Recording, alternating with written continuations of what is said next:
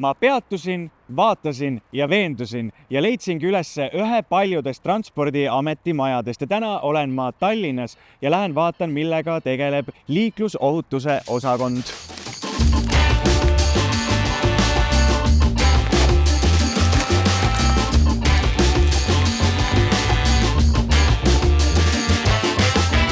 Ja mul on eriti hea meel, et minu kõrval istuvad siin kaks eksperti, liikluseksperti, Eve-Mai Valdna ja Villu Vane. Tervist! Tere!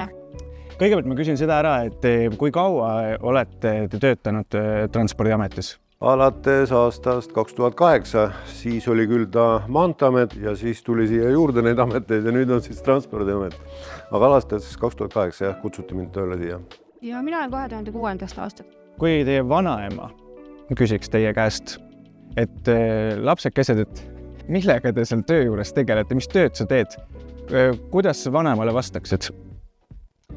Meie liiklusohutuse osakonnast töötab 11 eksperti ja meil on siis üle-eestiline katlus ja mina olen piirkonna ekspert. Peamiseks tööülesandeks on liiklushariduse korraldamine ja 3 märksõna ütleks on koolitamine, nõustamine, teavitustöö. Ja kindlasti praegusel hetkel on töölaual siis praktikantide vabatahtlike juhendamine, on uue digiplatvormi arendamine, siis samamoodi on siin just läbi saanud üks vahva veebivõistlus õpilastele, mida me tegime koostöös Tartu Ülikooli teaduskooliga ja ka üks konkurss õpetajatele, kus kaardistame ära siis, millega haridusasutused tegelevad ja äkki saame sealt ka häid praktikaid. Ühesõnaga ikkagi panustamine teavitusse, haridusse, et inimestel oleks liikluses ohutu, aga ma pöörduksin ka Villu Vane sinu poole, et võib-olla näitame digiplatvorm vanamal võib-olla tekib väga palju küsimärke pea ümber, aga küll saab äkki seda ka selgitada, aga Villu? Digiplatvorm tekitab ka minus võib-olla küsimusi, aga mina tegelikult tegelen selle liiklusohutuse või liikluse Mustemaa poolega, ehk siis ma juhin raskete liiklusõnnetuste uurimiskomisjoni tööd. See on selline komisjon, mis uurib kõiki Eestimaal surmaga lõppenud õnnetusi. Ehk siis tõepoolest see kõige mustem pool ja me selle uurimise käigus püüame siis välja selgitada need asjaolud, mis tingisid selle õnnetuse, mis mõjutasid selle toimumist ja võib-olla mis ka mõjutasid selle raskusastet. Ühtlasi püüame siis vaadata ka seda, et mida riigis võiks teha, et selliseid õnnetusi tulevikus ei juhtuks ja selle uurimise käigus vaatame siis üle ka selle keskkonna või selle tee, kus kohas see õnnetus siis täpsemalt juhtus ja ühtlasi siis vaatame seda nii selle pilguga, mis seal võib-olla laiemas plaanis tulevikus teha võiks, aga eelkõige ka selle pilguga, et kas seal saaks midagi kohe ära teha, et neid õnnetusi ei juhtuks. Ja küllaltki tume toon justkui. Väga tume toon. Aga mis on see, kuidas ma ütlengi, mis paneb hommikul silmas ärama, mis motiveerib, et hommikul tööle tulla? Kui sa saad nagu selle õnnetuse mehhanismi enam-vähem selgeks ja sa leiad üles need asjaolud, millest see kinni oli, millest see tekkis ja võib-olla on ka siis midagi, mida võiks veel ette võtta. Et see on see, mis selle asja juures nagu seda rahulolu ja nii-öelda rõõmu pakub. Jah, täiesti arusaadav. Ma küsin ka Eve-Mai käest, et mis see motiveerib tegutsema sellise valdkonna ja sellise teema peal? Ma arvan, et mind on kindlasti hoidnud selle töö juures see, et see on missiooniga töö.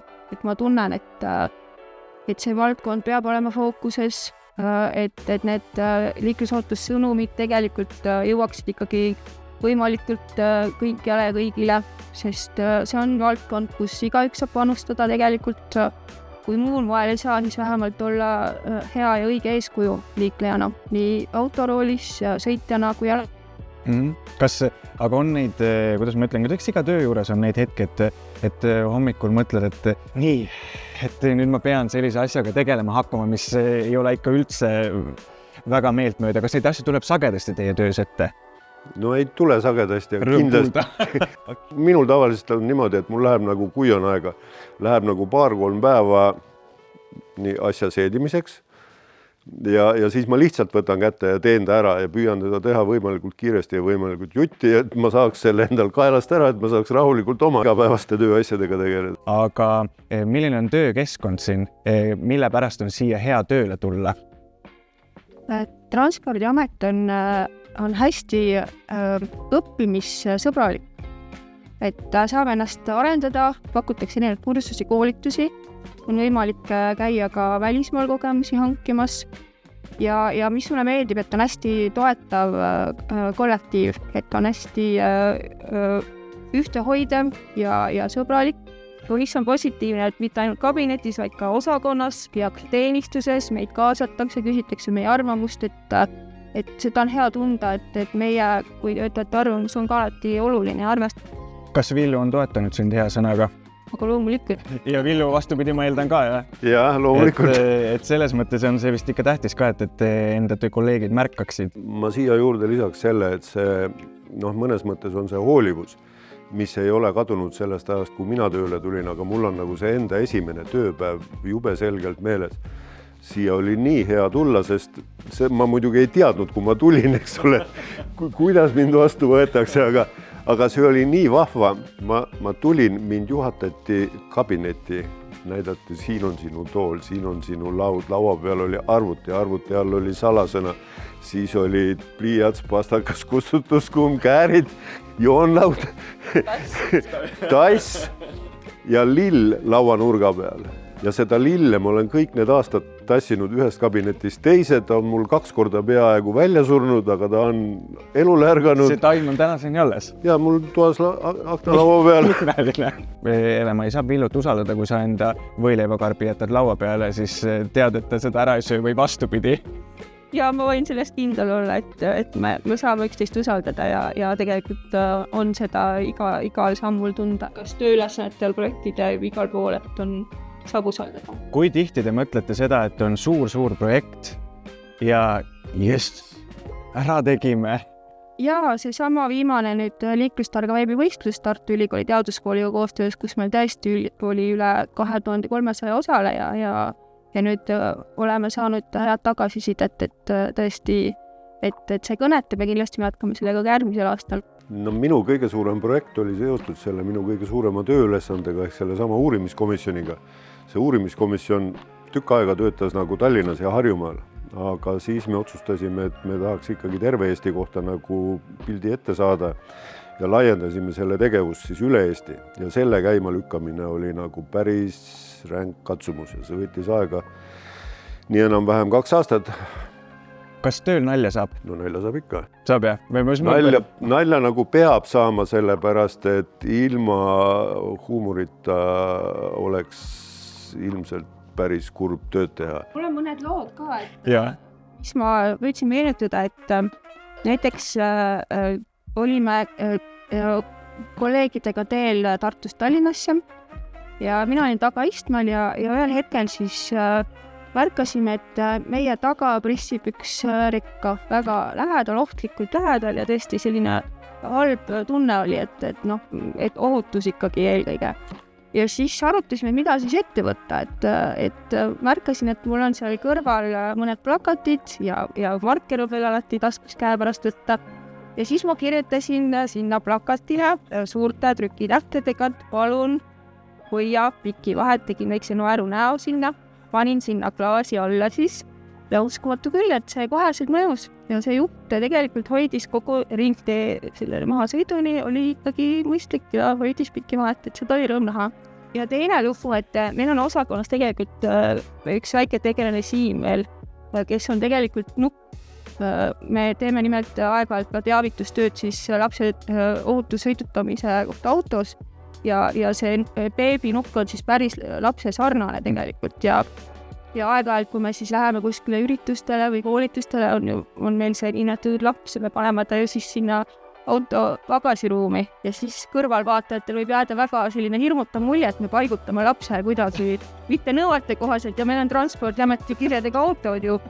Ja selle Siimuga on igasuguseid lõbuseid lugusid juhtunud, et kas või see, kui ta on meil kabinetis olnud, et siis inimesed sisenevad, räägivad hästi vaikselt, siis nad arvavad, et laps magab. Siis me oleme öelnud, et ei, tegelikult on nukk, et te võite julgesti rääkida. mäletad, kui me käisime seal selles EPO töötoas, Jaa. kui me olime seal möllanud päev otsa ja oma need pagana asjad kõik valmis valanud, noh siis saime nagu nii-öelda päeva tehtud ja hakkasime laiali minema ja üks meie kolleegidest meil, kuna see EPO on ju mürgine, eks ole, ja kleebib igale poole, meil anti niisugused valged kilened kitlid selga nagu operatsiooniõde ja pealt seda, kui siis üritus meil läbi sai, üks kolleeg nagu kergitas kaabut ja astus selle kaitseülikonnas uksest välja ja hakkas koju minema. No see on umbes sama nagu kilesussidega kõnnid arsti juurest ära tähtsa näoga. Kui sellest väikesest töömeeskonnast, kes teil on või suur, paneks kokku, ma ei tea, bändi või big bändi või isegi orkestri, ma ei teagi, mis rolli teie seal mängiksite? Väga professionaalsed oleksid kõik seal bändis ja tegelikult igalühel on oma nii-öelda pilt, kõik väga tõsiselt suhtuvad tegelikult sellesse, mida nad teevad ja meil on tegelikult igal esmaspäeval ka bändiproovid kell 1. Osad osalevad ka Teamsis. Meie osakonna koosolek. Ja just, hakkasin aru saama tõesti. Ja vaatamata sellele, et osalevad Teamsis, et ikkagi kõik väga hästi nagu koosmäng sul hästi ja hilinejaid meil ei ole kunagi, et me väärtustame ühist aega. Ja kui tõsiselt rääkida, siis meie osakonnas on ka väga häid koorilauljaid, kes kui meil sünnipäevad ja näiteks õnnitlused on, siis on väga selline mitmehäälne ja uhke õnnitlus alati laulu. Nii et kui bändi kokku ei saad, siis võib-olla kooriga, aga Villu, võib-olla mängite mingit pilli või laulate ka kooris? Ei, aga ma olen esimene, kes proovis on. Selge. Siis sellega on korras. Mul on harjumus alustada tööpäeva suhteliselt vara, ehk pea 2 tundi enne seda, kui teised tulevad. Ja kuidagi see tegutsemine läheb nagu suhteliselt kiiresti. Võib-olla ka see, et on mõistus nagu hommikul nagu kuidagi teravam või selgem, aga mul nagu istub eriti viimasel ajal. Liiklust vaadeldes ja liikluses olles te ilmselt vaatate seda olukorda hoopis teistmoodi ja ilmselt näete ka linnapildis, tänavapildis, maanteede võrgustikes ka enda töövilju. On see nii? Nende õnnetuste, mida me uurime puhul, me teeme ju ka ettepanekuid, mida võiks nagu ära teha. Ja nendest asjadest on paljud asjad ka ära tehtud. Nii et neid kohti tegelikult on. Neid võiks olla rohkem. Aga kuna see viimast aastat majandus on nagu on, eks ole, aga neid on, jah. Jah, et aga samas, kui ma nüüd mõtlen, et võib-olla mis mind on rõõmustanud, et kui mööda Eestit ringi sõites märkan väikestes maakohtades, väikeste külakoolide juures ka sedasama sõnumit peatuvad veendu, et siis läheb süda soojaks, et ka sinna oleme jõudnud ja see liikluskasvatus ikkagi on kenasti korraldatud. Kas meenuvad praegu mingid sellised olulisemad, mis on enda jaoks sellised, et sa oled, see on minu töös nagu rikkus, et see on minu tööle väga palju juurde andnud? Võib-olla see, kui kampaania Sina oled ettenäitaja, tema oleks ettevaataja, sai aasta teoauhinna ja samal aastal sai ka hea sõna auhinna, et märgati nii asutuse siseselt kui ka laiemalt, et see teema tegelikult senimaani on kõneaineks ja tuuakse välja seda kampaania sõnumit, sest tegelikult tõesti see eesmärk oli ju, et iga inimene mõtleks mitte ainult lapsevanemana, vaid ka liiklejana, milline roll tal on tegelikult laste ettevalmistamisel ja eeskujuks olles.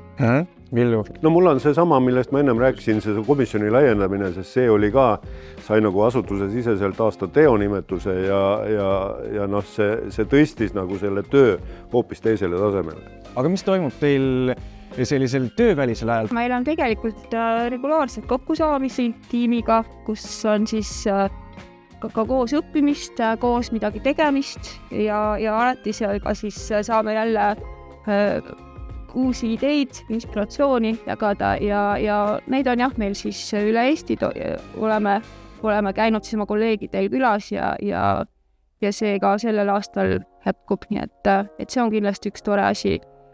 Ja kindlasti on siis jõulude ajal aasta lõpus selline kokkuvõte, kus vaatame tagasi toimunud töödele, ettevõtmistele ja plaanime jälle uue aasta tegevusi. Aga vaatame ka korraks tulevikku. mis see Transpordiamet, tulevik, kõik asjad, AI, tehisintellekt, varsti on isejuhitavad teed, isejuhitavad autod ja nii edasi. Kas see on mingi jama jutt, mida ma räägin? Või milline on teie vaade sellele? Ei, see selles mõttes ei ole jama jutt, et eks see tehnika ju areneb ja mingid muutused toimuvad, aga teed on ikkagi füüsiline element ja füüsiline keskkond ja seda tuleb ehitada, seda tuleb hoida ja seda tuleb vajadusel remontida ja teha teda paremaks. Ja teha teda niimoodi paremaks, et ta võib-olla vajadusel suhtleks siis autodega, et nad juba omavahel suhtleks ilma selle inimese osavõtuta ja meie tegevus nagu ei kao selles mõttes kuskile. Ma loodan, et minu komisjonil jääb tegevust vähemaks. Nagu mõelda, kui tormiliselt on tegelikult kõik arenenud siin ka liiklusvahendite valdkonnas, siis ühest küljest on võib-olla isegi natuke hirmutav, et ei tea, mis meid ees ootab, et ongi võib-olla. No aga sa mõtle sellele, et inimene kasvab ikka nagu sama kiirusega samamoodi ja vaevalt, et see siin nüüd järske muutusi toimub, seega õpetada tuleb neid ikka, eks ole, väiksest peast. Just. Mina pigem nagu loodan selliseid, kui mõelda Transpordiameti peale, et on nagu Transpordiametil palju ikkagi rohkem ressursse, et ta saaks teostada oma ülesandeid ja eesmärke, et tõesti et Tallinn-Pärnu maantee saaks valmis, et liiklusohtlikud kohad oleks likvideeritud, et lastel oleks turvalised sõidud ületamise kohad, ohutud bussipeatused, no kas või nii nagu Soomes on bussipeatustel tunnelid tehtud jalakäijatele või nagu Leedus on ohutussaared, et mul on sellised praktilised lootused. Kas konnade pärast ka muretsete? Ja eks ikka. Minu liikuvustrajektooril ei ole seda nii massiliselt nüüd täheldatud seda konnade liikumist, aga mis ma võin öelda, et liiklejate teadlikkus küll on päris hästi juba paranenud just nii metsloomade teemal, et on meil ju kampaaniad spetsiaalsed ja ka konnade teemal, et inimesed teavad arvestada ja ka meedial on kindlasti suur tänu selle eest, et nad on ikkagi seda hoidnud fookuses. Kui palju siis töökoht innustab teid ja loob positsiooni, et jaa, siin on mõnus, ma tahan siia tulla, ma tahan neid asju teha, sest ma tunnen, et ma tegelen olulise asjaga. Transpordiamet tõesti selle koha pealt väga toetab oma töötajaid, et nii nagu ütlesin, meil on erinevaid koolitusi, erinevaid võimalusi, kuidas ennast harida, arendada. Mis on nüüd vahvad, on ka need samad inspiratsioonihommikud, kus oma valdkonna eksperdid tutvustavad siis uusi arenguid ja jagavad oma kogemusi. Ja see on ka üks selline üks võimalus siis saada inspiratsiooni ja oma tööd võib-olla teise nurga alt vaadata ja planeerida.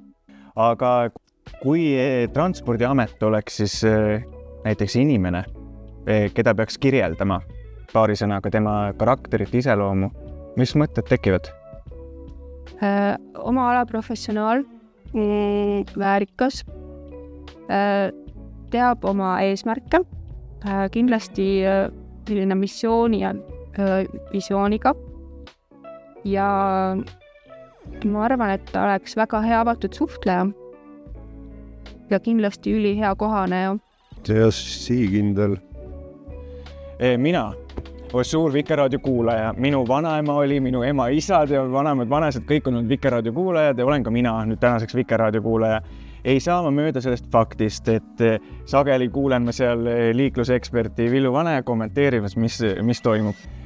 Kuidas selline väike ülesanne enda töö juures, mida ta annab, mida ta mõjutab, kuidas selline tegemine? Sellega on üldse üks selline naljakas lugu, et see oli väga ammu aastal 1982. 80 ma tulin toonasesse autoinspektsiooni valitsusse tööle esialgu teejärelevalve osakonda ja 2,5 aastat läks mööda ja siis tekkis võimalus teha väike samm karjääriredelil kõrgemale teise osakonda. Tollal nimetati seda agitatsiooni ja propaganda osakonnaks. Selle osakonna töötajatel oli siis üks kohustus, nimelt käia, tollal olid need liiklusminutid kell 12:30 päeval, Vikerkaja oli vist või? Võimalik. Ja ma pidin hakkama seal käima. Stuudiosse sõitma selleks? Jah, no mobiiltelefone tollal polnud midagi teha polnud ja see oli väga hirmutav. See oli suisa hirmuäratav. Esimene tekst, ma mäletan, oli 3/4 A4. Selle ettelugemine õnnestus stuudios, ma arvan, 2. või 3. katsel, sest hääl kangesti kippus värisema. No küllaltki hea skoor. Ja nii ta läks. Ja noh, seal oli ka see tööõhkkond väga sõbralik, abivalmis, toetav, õudselt armas kollektiiv ja nii ta hakkas minema. Siis hakkasime kordamööda kolleegiga tegema ja sellest ajast alates olen ma siis siiamaani teinud, ma ei tea, vahepeal võib-olla oli mingi lühike paus sees ja vahepeal ma tegin Raadio 2-s. Aga nüüd juba jälle aastaid Vikris ja õhtusel kojusõidu ajal 17-15 ja see ei ole mu ametlik tööülesanne tegelikult. Seda võib nimetada hobiks. See on siiski hobi, jah. Ma olin täiesti kindel, et see kuulub töökohustuste hulka. Ei kuulu usjuures. Mul ei ole töökohustustes selle kohta mitte midagi kirjas. Aitäh Villu, aitäh Eve-Mai, et leidsite aega minuga natukene vestelda ja mul on tõesti siiralt hea meel, et ma siia majja sisse astusin, sain suhelda toredate inimestega ja kuulata, millega nad igapäevaselt tegelevad, sest ma ise sellest ei tea midagi, aga nüüd olen natukene targem.